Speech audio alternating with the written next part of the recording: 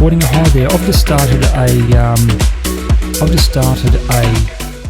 I'm actually going to turn off the audio filters in OBS Studio.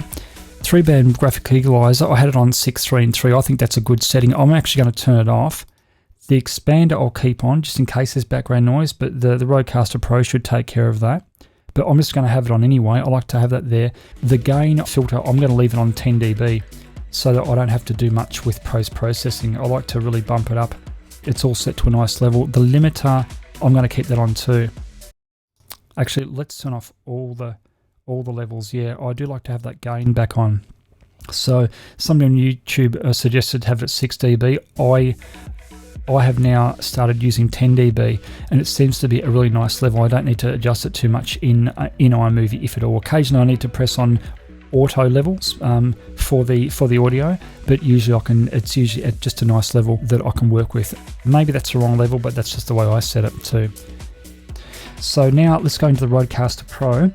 Now, I don't usually use the Aural Exciter. It's turned on right now, but I've just turned the Aural Exciter off right now. The Aural Exciter is now turned off on the original RØDECaster Pro. It's set to about 3200 hertz.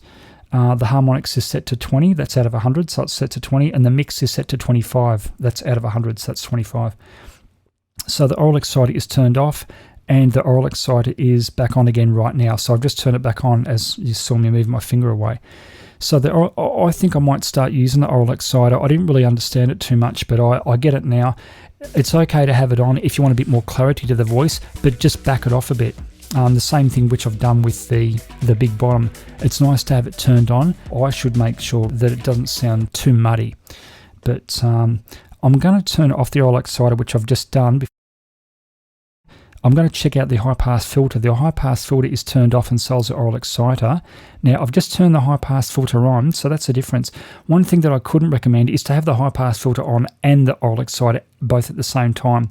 Probably not a good idea, but I think the high-pass filter with my voice sounds reasonably okay at 81 hertz. I don't like having the RØDECaster Pro, that's the original one, in the advanced mode or the effects edit mode, simply because it's complicated to me because I'm not a sound guy. But because I used to like having it in simple mode, so I could have all the processes just on or off and just keep it really simple. The reason why I don't do that anymore is because it's now summer. Summer has really kicked in here in Australia, and the weather has sort of heated up.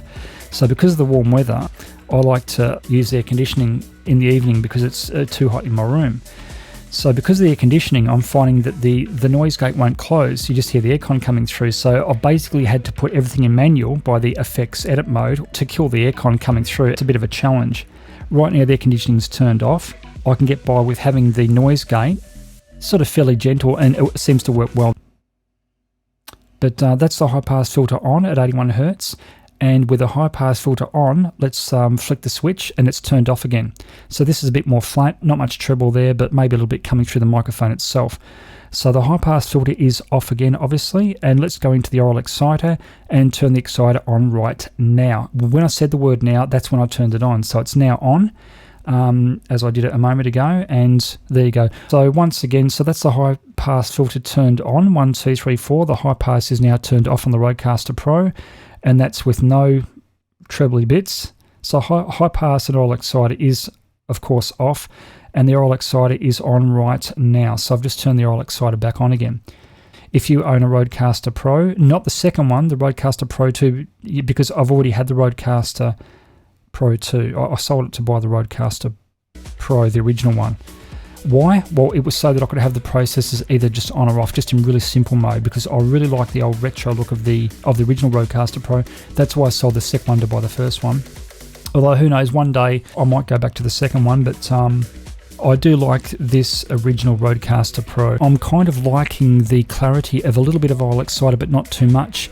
And I like a little bit of bass, but not too much. I'd be very, very curious if you think this sounds nice and crisp with some bass, but not too much bass, and some treble, but not too much treble. I guess I'll see you next time. So, bye for now. Until then.